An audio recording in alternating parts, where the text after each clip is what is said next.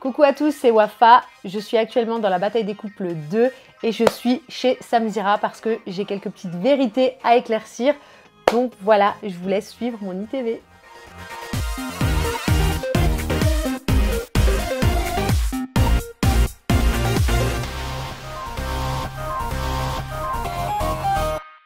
Avant de découvrir les confidences de Wafa, je me permets de vous faire découvrir les jardins d'Irena. Alors les jardins d'Irena, c'est une gamme de produits qui sont destinés aux cheveux et au corps. Tous les produits des jardins d'Irena contiennent 94% d'ingrédients qui sont naturels au minimum. C'est-à-dire qu'il n'y a pas de sulfate, pas de parabènes, pas de parfum de synthèse et surtout pas de colorant. Ça sent le miel, ça sent la propolis, ça sent l'efficacité. Les produits les jardins d'Irena, ils associent 3 composants naturels reconnus. On a du miel de fleurs bio. Ça hydrate, ça apaise et c'est antioxydant. On a des huiles essentielles issues de l'agriculture biologique et on a enfin du propolis hautement concentré. Donc c'est un ingrédient très prisé, vous le savez, qui nourrit, qui renforce et surtout qui répare. Pour ceux qui m'ont suivi sur mon compte Instagram cet été, j'ai fait une coloration rose. Et j'ai eu mon cheveu qui est devenu poreux, assez mousseux, et je suis en train de complètement le récupérer. Je l'ai récupéré grâce aux produits des jardins d'Irena. Donc pour découvrir le site des jardins d'Irena ainsi que les avantages qui vous sont proposés, je vous donne rendez-vous dans la description de cette vidéo. Le lien est cliquable et les bienfaits pour les cheveux et le corps, inégalables. Alors, je vais vous lire des messages et ensuite, Wafa, je vais te demander de réagir. On va commencer par celui-ci. Attention, âme sensible, s'abstenir quand même, je préfère le dire parce que c'est pas le monde des bisounours. Alors, j'aime trop la bataille des couples, mais le simple fait de voir la tête de Beurette hystérique en mode racaille me fait changer de chaîne. Rien du tout, depuis le premier jour, t'as déclaré que t'étais avec Mel, sale lèche-cul, c'est juste pour le buzz vieil arabe sans cerveau. Je déteste les beurettes, hashtag Algérie, ou encore une beurette dans toute sa splendeur. Ce sont des messages de haine, des messages racistes, Wafa, que tu as reçus, dans lesquels tu es directement visé. Qu'est-ce que ça te fait, premièrement, de lire des messages de haine comme cela? Et quelle connotation le mot beurette, il a pour toi? Alors pour moi, déjà, c'est désespérant de recevoir des messages comme ça alors que c'est un jeu. On est en 2020. Aujourd'hui, on est beaucoup dans la mixité. Il y a beaucoup de couples mixtes. On est beaucoup d'Arabes en France, donc faut s'y faire. Et aujourd'hui, de recevoir des messages comme ça, c'est grave. Je trouve que c'est très grave. J'ai l'impression qu'on n'a pas évolué. Et je supporte plus le mot beurette. Beurette à chicha, beurette nanana, la beurette. Pour moi, je trouve ça rabaissant. Et aujourd'hui, j'ai pas envie de l'entendre. En fait, j'ai pas envie de l'entendre. C'est... Ça veut dire quoi, beurette? Pour moi, c'est encore plus bas que sale arabe, quoi. C'est la petite beurette, quoi. C'est la petite beurette, quoi. C'est la petite émigrée qui est en France. C'est la petite chose, quoi. Et ça, aujourd'hui, c'est comme ça que je le prends. Ça fait beaucoup rire certains ou alors ça choque plus les gens d'entendre le mot beurette. Mais moi, au jour d'aujourd'hui, ça me choque encore. Et faut arrêter de l'employer comme ça, comme un bonjour. Ça te blesse quand tu lis ça, quand même, malgré tout? Ah, moi, ça me blesse, oui, ça me blesse. Mais après, j'arrive à faire la part des choses et j'arrive à passer au-dessus. Mais oui, c'est blessant. Comment le vivent tes enfants, enfin surtout la grande, Manel, c'est ça, qui a 12 ans? Elle va avoir 14 ans. Ah pardon, excuse-moi. 14 ans. Excuse-moi. Est-ce qu'elle a accès à tout ça? Est-ce qu'elle voit tout ça? Alors, la chance que j'ai aujourd'hui, c'est que ma fille n'a pas accès aux réseaux sociaux. Enfin, je suis derrière, je gère. Elle a un petit Instagram, mais c'est moi qui le gère. Donc, elle ne voit rien. Elle ne sait rien. Et donc, dans la cour d'école Dans la cour d'école, elle est bien. Personne n'embête. Voilà. Ça, c'est la chose positive pour l'instant. Tout va bien. Elle a été victime d'harcèlement et j'ai dû changer de collège, mais aujourd'hui, tout va bien. On va parler plus en profondeur de la bataille des couples parce que je sais que tu as beaucoup de choses à dire. Oui. On va parler d'abord de Mélanie Dedigama. Lèche-cul, toutou, mouton, suiveuse, moutonne, les téléspectateurs ne comprennent pas, notamment quand Mélanie Dedigama se réconcilie avec Fidji. Tu vas spontanément vers Fidji pour lui faire des câlins, pour essayer de tout simplement être agréable avec elle. Est-ce qu'il est possible pour nous de connaître l'envers du décor de ce qu'on a vu? Bien sûr. Alors Mélanie et moi, on a vraiment eu un coup de cœur amical d'entrée. Sachez qu'avant que la bataille commence, on était à l'hôtel ensemble avec Max et Alizé et Mélanie et Vincent. Donc on a créé des liens. Ça s'est peut-être pas vu à l'écran parce qu'en fait, un épisode, ça dure 45 minutes et ils ne peuvent pas tout mettre en 45 minutes. Et au moment où c'est vrai, je fais le câlin à 3, Je le fais tout simplement pour le bien de ma copine Mélanie. Si elle se sent bien de reparler à Fidji, moi je suis contente pour elle. Moi je suis pas du tout jalouse. Si elles s'entendent bien, tant mieux. Voilà. Et en fait, à ce moment-là, c'est juste pour dire, les filles, vous inquiétez pas, moi je suis pas jalouse. Vous pouvez faire votre amitié comme vous l'entendez. Ça ne me dérange absolument pas. Est-ce que tu es hypocrite? Alors, absolument pas. Je pense que la moins hypocrite de cette maison, c'était bien moi. Donc après, je peux comprendre que certaines choses sont mal perçues, mais je pense que quand j'ai quelque chose à dire, je le dis. Est-ce que tu comprends justement cette perception des téléspectateurs qui voient ça comme de l'hypocrisie? Pourquoi toi te qualifier de toutou, de mouton, alors qu'on t'a connue guerrière dans koh. Alors moi, je peux comprendre ça parce qu'en fait, dans les épisodes, on voit aucunement notre complicité, Amel et moi. Et encore une fois, je le répète, ils ne peuvent pas tout mettre en 45 minutes et il y a des choses plus importantes.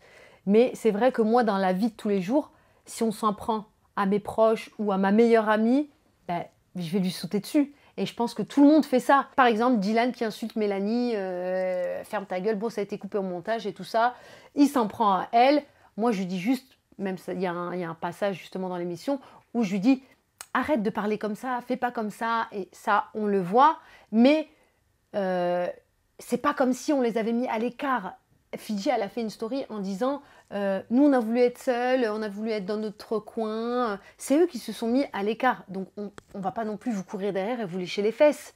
Voilà. Donc, ils se sont mis à l'écart. Mélanie et moi, gros coup de cœur amical. Forcément, les liens se sont faits tout seuls. Et si tu t'en prends à elle d'une façon vraiment désagréable où il insulte, ferme ta gueule, pas ta couffin, oui, je vais la défendre. Justement, pour rebondir là-dessus, et après je te poserai des questions sur Fidji et Dylan, et pas que, parce qu'on va parler de toute ton aventure dans la bataille des couples. Dans une question Insta qui était, tu sembles suivre beaucoup Mélanie dans la bataille, pourquoi fais-tu cela alors que tu as du caractère? Ta réponse a été, pas mal d'entre nous ont pris parti pour Mélanie, car Dylan a eu un comportement odieux avec elle, il a insulté violemment, ça a été coupé au montage, ce qui est normal vu ses propos. Quel comportement odieux? Quelles insultes? Il n'a même pas... en fait, Christophe lui a posé une question, et une simple question, et lui, il est parti à coup de ferme ta gueule, il était limite agressif, il s'en est pris à Vincent. Donc moi, il s'en est même pris un peu limite violemment, enfin, il rabaisse les femmes. Moi, avec Oliver, on a dit, mais lui, c'est pas possible, on peut pas être ami avec quelqu'un comme ça. Donc oui, j'ai pris parti pour Mélanie. Il avait des propos trop violents et je me suis dit que c'est impossible, cette personne ne peut pas être mon ami. De quelle façon il rabaisse les femmes pour toi? Ferme ta gueule, t'as pas ton mot à dire, toi ferme-la. Enfin, à un moment donné, je pense qu'on est adulte et on peut passer par le dialogue. Ok, on peut ne pas être d'accord, mais tout de suite insulter ou autre, je trouve pas ça bien. Dans une interview écrite que tu as donnée à Melty, tu as répondu à une question par rapport à Dylan. Tu as dit, pour moi, Dylan, c'est le mec sans valeur, sans respect, qui s'invente une vie. C'est tout l'opposé des personnes que je côtoie dans ma vie. Mais tu n'as pas donné d'exemple, tu n'as pas argumenté. Aujourd'hui, on a le temps de papoter ensemble, de parler avec ma communauté. Est-ce que tu pourrais appuyer ton propos, nous donner des exemples? En quoi c'est quelqu'un sans valeur pour toi et sans respect? C'est quelqu'un qui déjà ne sait pas dialoguer, sans vulgarité, sans obscénité. Il va beaucoup trop loin pour moi dans ses propos. Il ne sait pas faire la part des choses. Même à un moment dans la bataille des couples, il y a Fidji au moment d'une épreuve qui prend mal parce qu'il est en train de perdre le petit passage là. Et elle lui dit, calme-toi, arrête de me parler comme ça devant tout le monde. Et non, c'est lui qui lui dit, arrête de me parler comme ça devant tout le monde. Et elle lui dit, la plupart ne sait pas ce que tu me fais. Voilà. Et elle est partie comme ça, très énervée. C'est vrai que Fidji, c'est quelqu'un qui garde la face, c'est quelqu'un qui ne veut pas montrer ce qui se passe. Mais je pense que lui, c'est un peu comme son gourou. Pour elle. C'est-à-dire son gourou? C'est un peu quelqu'un qui l'endort, quoi. Elle, je pense qu'elle est sincèrement amoureuse, ça c'est sûr. Mais lui, je pense que c'est le mec qui kiffe le buzz et qui kiffe le bad buzz. Mais qu'est-ce que tu as observé sur le tournage concernant Dylan qui t'a sauté aux yeux, qui t'a fait te dire que tu ne pouvais pas être ami avec une personne comme ça, pour toi? Sa méchanceté, tout simplement. C'est quelqu'un de méchant. C'est quelqu'un de violent. C'est quelqu'un de méchant. C'est quelqu'un de violent. C'est quelqu'un. Est-ce que tu as des exemples pour qu'on comprenne? Bien sûr, ouais. Il a eu des propos homophobes envers la prod. La prod a dû poser les caméras pour lui dire que là, il est allé trop loin. il a eu des propos homophobes. Envers qui? Et pourquoi poser les caméras? Bah parce qu'en fait, la prod n'était pas d'accord de filmer quelqu'un comme ça. Même la prod sait que c'est une mauvaise personne. Mais c'est envers qui ces propos homophobes? Bah, en fait, dans la production, il y avait un gay et il lui a dit toi, ferme ta gueule, espèce de pédé, machin. Voilà. Il a eu les propos genre moi, je vous emmerde tous, je gagne 50 000 euros par mois, je vous emmerde tous, c'est moi le boss. Donc, en gros, je gagne plus que vous tous là, les petits travailleurs. En gros, c'est ça. Pour moi, c'est quelqu'un qui a perdu la notion des choses. C'est quelqu'un qui a pété les plombs.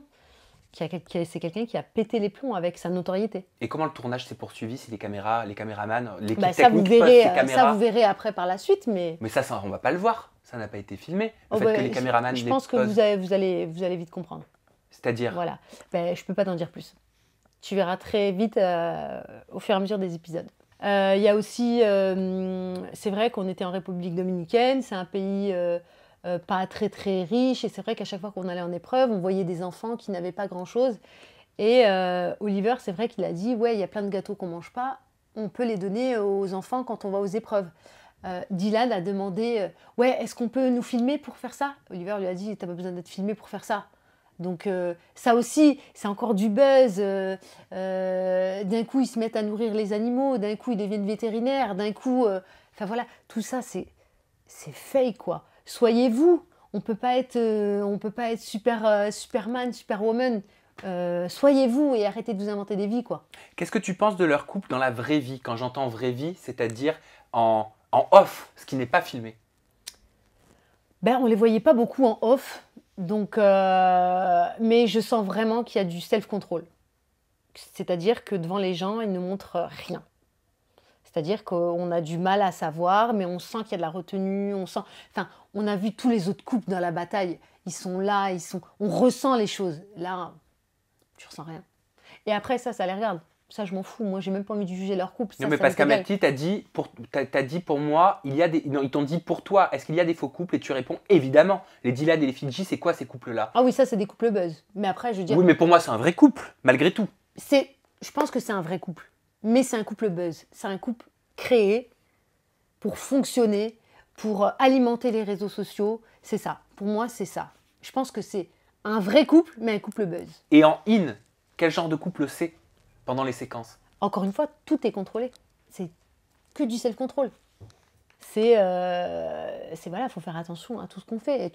Fidi, tu l'entends pas, elle parle doucement. Il n'y a pas de, voilà. C'est comme ça. C'est pour moi.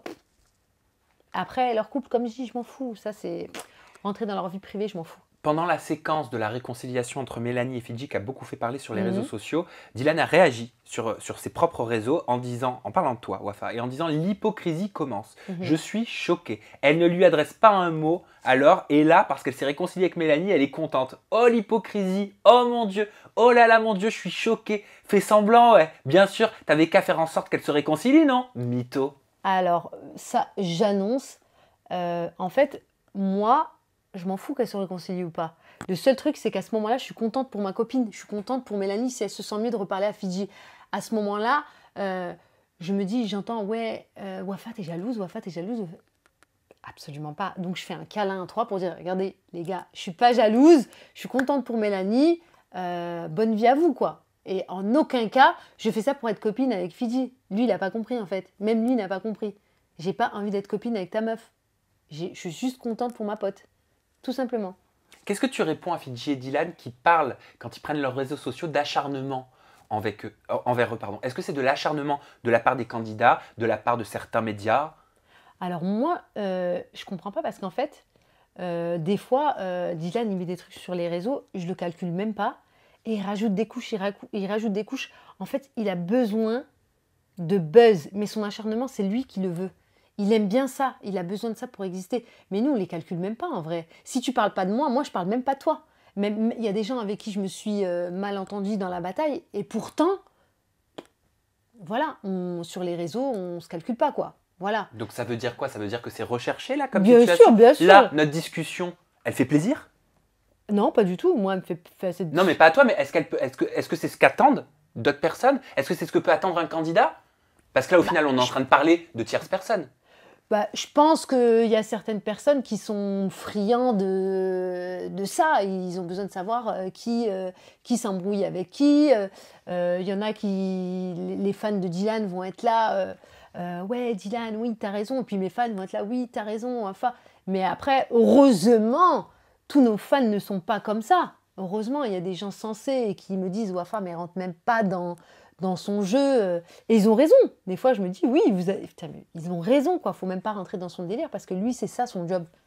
Moi, j'ai une vie heureuse, j'ai une vie de famille, j'ai un futur mari. On va en parler, on va en parler. Mais juste avant, vous vous êtes croisés là récemment, avant que tu viennes. Ouais, exactement. Wafa est arrivé avec 1h30 de retard. On le dit, mais apparemment, c'était pas de ta faute. C'est pas de ma faute. Donc voilà. Donc oui, j'avais rendez-vous dans mon agence. Voilà. Et malheureusement, dans les locaux, il y avait Dylan et Fidji. Et donc, quand j'ai croisé Dylan et Fidji, j'ai dit, bah, maintenant que je suis devant toi, si tu as quelque chose à me dire, dis-le-moi. Encore une fois, preuve que je ne suis pas hypocrite. Il m'a craché à la gueule et il m'a dit, ferme ta gueule, grosse pute. Craché au sens figuré? Non, il a craché un molar dans mon visage. Donc voilà, donc je me suis défendue. Et voilà. Et je me dis, encore une fois, c'est quel genre de mec ça? C'est pas un bonhomme, c'est pas un bonhomme. Déjà, il était là après à se taper avec moi et il me crache à la gueule. J'avais de dire, mais t'es quel mec toi? Mais Il t'a frappé? Non, il m'a pas frappé. Je me suis défendue. Voilà, il m'a craché à la gueule, il m'a insulté de grosses putes. J'avais ma belle-sœur qui était avec moi. Elle en a pris aussi pour son grade. Elle a été insultée. Elle lui a juste dit... la sœur d'Olivier? La sœur d'Oliver. D'Oliver, pardon. Ouh là là, Oliver va te gronder. La sœur d'Oliver qui lui dit juste, à un moment donné, il faudrait juste respecter les femmes. Il lui a dit, ferme ta gueule, t'es qui toi, grosse pute? Voilà. Excuse-moi, je devrais pas rigoler. Tu devrais pas rigoler, mais non, heureusement qu'Oliver est pas là. Je vous annonce, parce que quand je lui ai appris ça, il est vraiment très, très énervé. Qu'est-ce qu'il t'a voilà. dit? Oliver est très, très énervé, parce que depuis le début, il me dit, rentre pas dans sa petite guéguerre, c'est un gamin, faut pas rentrer dedans. Si je rigole, c'est pas juste pour le plaisir de rigoler, c'est parce que ce que tu racontes paraît tellement surréaliste, tu vois. J'ai une preuve, j'ai une vidéo. Donc voilà. T'as une vidéo pourquoi? J'ai une vidéo comme quoi il me crache à la gueule et que ça part en vrille entre lui et moi. Il en a mis d'ailleurs un petit bout dans sa story en disant... il s'est mis tout fier en faisant une tête de lama, genre il m'a craché dessus. Il a mis « comprendra qui pourra ». Donc pour toutes les personnes qui veulent savoir pourquoi il a mis la tête de lama, en plus il assume, c'est bien, c'est parce qu'il m'a craché au visage. Donc voilà, et il m'a craché au visage tout simplement parce que je lui ai demandé « si tu as quelque chose à me dire, dis-le-moi en face, je suis en face de toi ». Comment a réagi Fidji?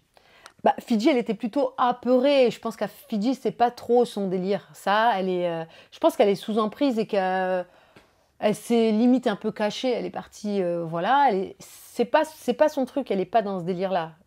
Vincent, le chéri de Mélanie Dedigama, ta copine qui s'exprime très rarement, qui est très discret, a dit « C'est tellement pathétique d'essayer de retourner la situation », en parlant de Fidji et Dylan, de faire passer les autres pour des mauvais pour essayer de cacher sa propre merde. De toute façon, vous n'êtes pas dupes. Vous avez bien vu ce qui s'est passé dans l'émission. Quand ils sont revenus, Dylan a dit à Maxime « Je te baisse ta femme » devant Lucie Mariotti. Ils font croire qu'ils sont des victimes. Ils essaient de cacher les deux pourritures qu'ils sont. Si on commençait à balancer toutes les escroqueries qu'ils font, tous les gens qu'ils arnaquent. 3 petits points. Qu'est-ce que tu penses de ces propos-là? Bah moi, je pense qu'il a tout dit parce que en fait, c'est vrai, il va beaucoup trop loin. Tu dis à Maxime, je baisse ta femme. Enfin, et après, tout ça, ça n'a pas été monté, c'est normal. Après, il y a des enfants qui regardent, donc ils vont pas mettre ça. Et je le comprends. Mais il a quand même dit ça, et après, on a l'impression que c'est Maxime et Alizé qui sont dans le monde des bisounours, mais qu'est-ce qui se passe? Donc non, pas du tout. En fait, Dylan, à un moment donné, tu as des propos violents avec Max et Alizé. Max et Alizé, quoi. Faut le faire. Tu vois, faut y aller. Max et Alizé, avec moi, je peux comprendre, je suis une grande gueule, avec Mélanie, et avec plein d'autres, avec tout le monde. À un moment donné, j'ai juste envie de leur dire, remettez-vous en question. Remettez-vous en question. Moi, j'ai eu des mésententes avec plusieurs personnes de la bataille des couples. Mais pourtant, on n'a pas la haine les uns envers les autres. Je me suis un peu disputée avec Inès, mais Inès, dans le fond, c'est la nana la plus gentille du monde. Enfin voilà, faut passer au-dessus, quoi.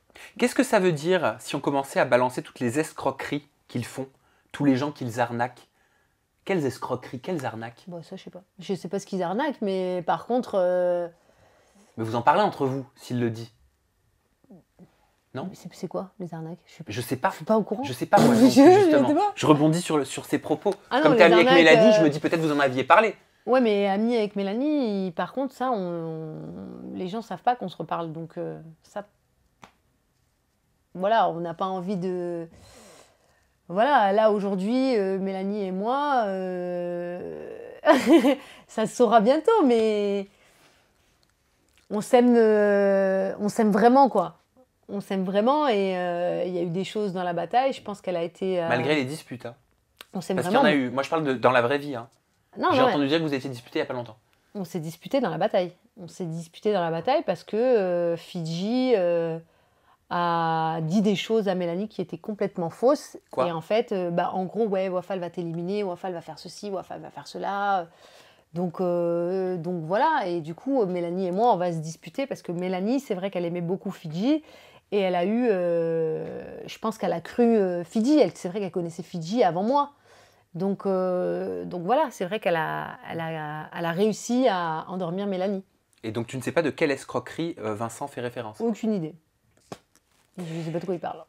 Oui, je voulais te parler aussi d'Emma Palomba. On a enregistré une interview. Donc elle a dit, dès le début, Mélanie ne m'a pas dit bonjour et ne m'a pas calculé. Elle lui aurait dit, j'espère que tu as de l'argent parce que Wafa, elle va t'éclater ta gueule et moi aussi. Elle considère que c'est une menace et que ce sont des choses que vous ne lui aurez jamais osé dire en in pour ne pas que ça passe et que les téléspectateurs l'entendent. Et elle me dit, ces deux filles-là, elles se sont mis contre moi, je ne leur ai même pas parlé. Pour Emma, Mélanie l'a poussée à aller voir un mec aussi, Anto, qui n'était pas intéressé par elle. Et elle me dit de Mélanie, en gros, elle était en train de me prostituer. Ah, Mélanie était en train de prostituer Emma. J'ai essayé de relater un petit peu les propos. C'est ça? Apparemment, en lui disant, non. Ah mais attends. Emma, elle est majeure et vaccinée. Donc, comment Mélanie, qui apparemment ne lui adresse absolument pas la parole, va lui dire, va te mettre avec lui, et Emma va y aller comme ça, tête baissée. Oh oui, d'accord, tu m'as dit de me mettre avec lui. Quel moment on parle de prostitution là? Ah ben là, on va trop loin. Et moi, apparemment, j'aurais dit, je te casse la gueule ou je ne sais quoi. Tu veux que je te dise d'où ça vient? En fait, il y a eu un passage où Maxime s'embrouille dans la cuisine en disant « Ouais, j'ai de la peine pour Fidji ». Elle a voulu aujourd'hui, ce jour-là, prendre des ailes et dire « Vas-y, répète Maxime, ce que tu veux dire à Fidji ». Ce que vous avez tous à l'écran. Et là, Dylan s'en est pris à Maxime et Alizé. C'est de là où il y a eu des tensions entre Maxime et Alizé. Et à un moment, on rentrait en épreuve. Et Dylan a voulu faire le show là dans le truck en disant ouais, qui c'est qui parle comme ça? Je lui ai dit mais toi, tais-toi, on t'a pas parlé, d'accord? À ce moment-là, il y avait Anto dans le truck.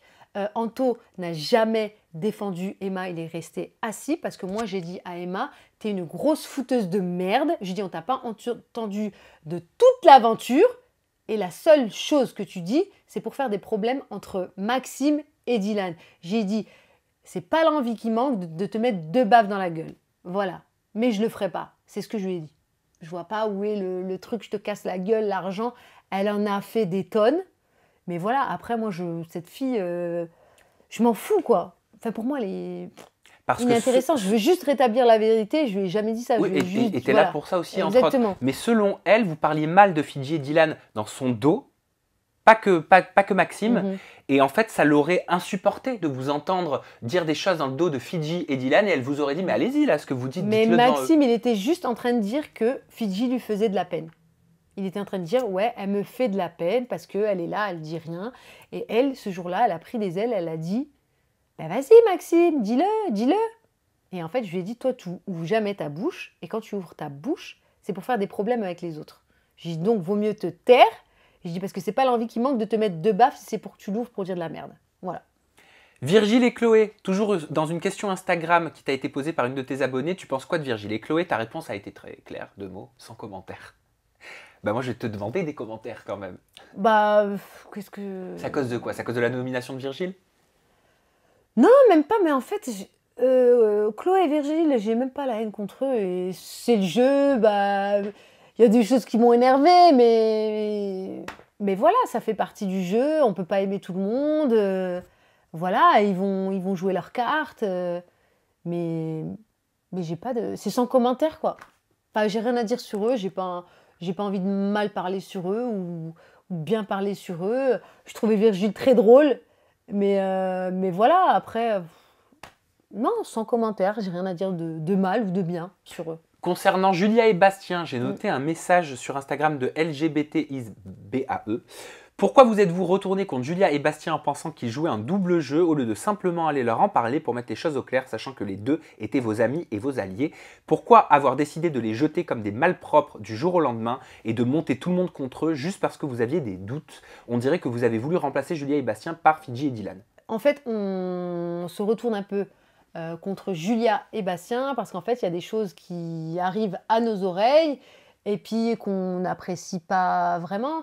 Mais en réalité, moi, Bastien et Julia, j'ai pas grand-chose contre eux. Vraiment, je suis pas... Moi, Julia et Bastien, c'était pas mes cibles, quoi. Mais qu'est-ce qui est revenu à vos oreilles? Ben, vous allez le voir dans les émissions à venir, dans les épisodes à venir.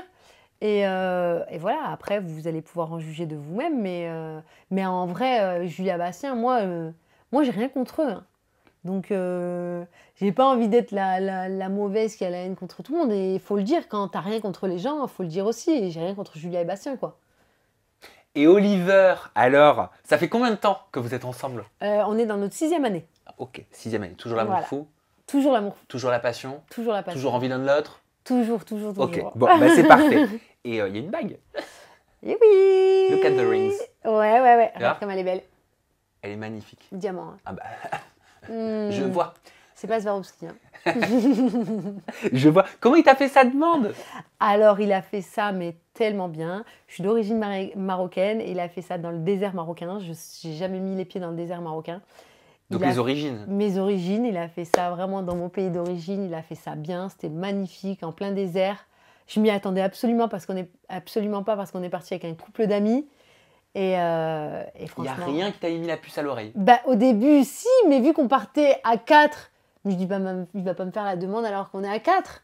Donc du coup, je me suis dit, non, ça va être certainement le prochain voyage. Et du coup, ouais, j'ai été très surprise. Pourquoi maintenant? Parce que ça fait un petit moment, j'avais lu une phrase que tu avais dit dans une interview écrite. Tu avais dit, bah, il a toujours pas fait sa demande, j'attends quoi. Bah, je pense que c'est le bon moment. Je pense que voilà, on a une autre fille et on est heureux plus que jamais. Et je pense que lui, il a senti que c'était le bon moment. Et pour moi aussi, franchement, c'était le bon moment. Et vu qu'on est connectés, lui et moi. Mais voilà. alors, c'est pour quand le mariage? Vous avez défini une date? Est-ce que vous avez un thème, comme dans 4 mariages pour une lune de miel? Alors, on n'a toujours pas de thème, mais par contre, vu qu'il m'a demandé il y a quelques jours, on n'a pas encore la date précise, mais ça sera certainement septembre 2020.